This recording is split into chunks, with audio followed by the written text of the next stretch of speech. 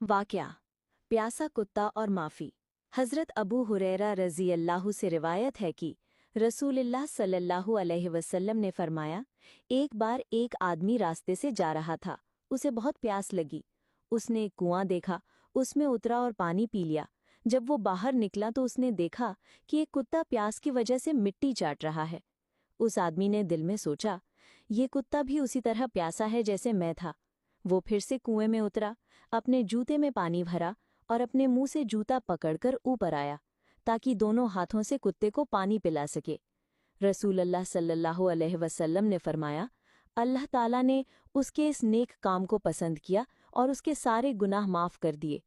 صحابہ کرام نے پوچھا، یا رسول اللہ، کیا ہمیں جانوروں کے ساتھ رحمدلی کرنے پر بھی ثواب ملتا ہے؟ آپ صلی اللہ علیہ وسلم نے فرمایا، ہر زندہ جاندار کے ساتھ بھلائی کرنے میں ثواب ہے۔ صحیح بخاری حدیث نمبر 2363۔ سیکھ: چھوٹے سے چھوٹا نیک کام جیسے کسی پیاسے